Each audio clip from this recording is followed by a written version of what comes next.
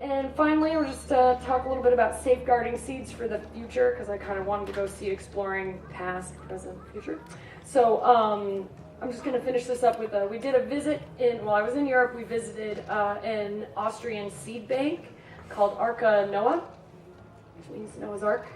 And it is a seed bank in a very remote and beautiful area in Austria that has over 5,000 varieties. And it's considered a living seed bank because they do grow quite a lot of, keep everything in growing production. It's not a deep freeze seed bank like Svalbard. I'm sure you're all familiar with Svalbard, the Norwegian seed bank. It's hyper cold, and they call it the Doomsday Seed Bank.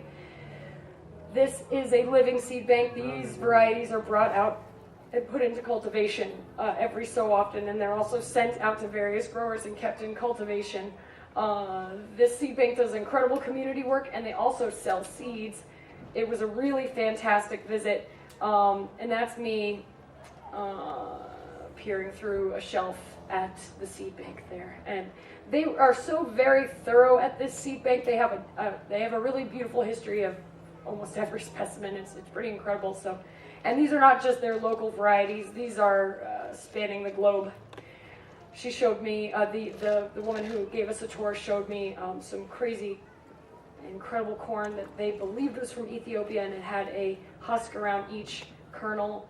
And they were very large kernels, white. It was really beautiful. I didn't take a photo of just that specimen, but I don't know why there was a castle at this area, but there was a castle. And unfortunately, I was supposed to end this talk with a video of me going through the seed bank tour, but the video's not working, the audio's not working, so I'll just tell you that. Yeah, so it was just very heartening to see this active seed bank. And if you guys don't know, we do have a seed bank here at Baker Creek.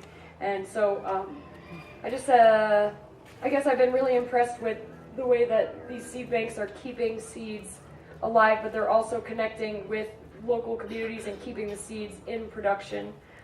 So everywhere I've been, I've learned something different about how people keep their local varieties alive and how they share their seeds. And I was really just impressed with Greece and how they're keeping their community strong and passing their seeds along despite their restrictive laws. And I was impressed in Austria, in true Austrian fashion. Everything was just neat as a pin and perfectly organized, and they're just doing a very fastidious job of keeping everything in line in so many different varieties. It was very impressive.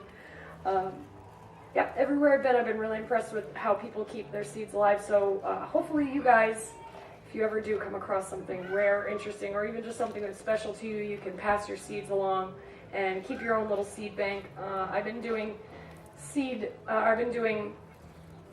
greenhouse tours and helping with the warehouse tours for this entire festival. And I've been telling everybody, just remember, if you're keeping your seeds, keep them cool, dry, and in a dark location. So if you guys are keeping a little seed collection, just keep them in a cool, dry, dark location, and keep your stories, keep writing your stories down, keep a journal, and pass it along if you can, because you never know when you're going to be a piece to one of these incredible stories and one of these puzzles. So does anybody have any questions? Does anybody, oh, yeah?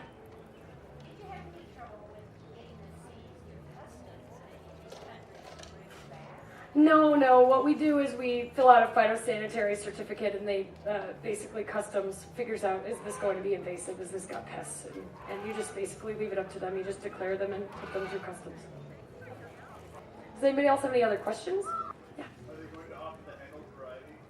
Yes, definitely the handled watermelon will be available, but we're working on growing up a seed stock for it. We don't have all of that together yet. We just got a small sample of seeds. Yeah. Oh, tons of luck. I was just really lucky.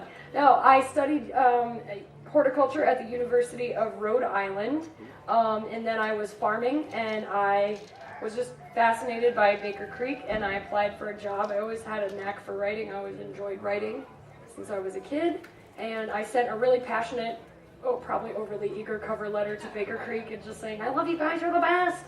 And Jer said, you should come and work for me, and maybe you could be a writer. And I was like, yeah. So I came out here, and I lived out here for 2.5 years, and was a co-garden manager with some other really talented people. And I also helped to write the catalog with a bunch of other really talented people. And then I just was willing to travel. Jared sent a bunch of people traveling.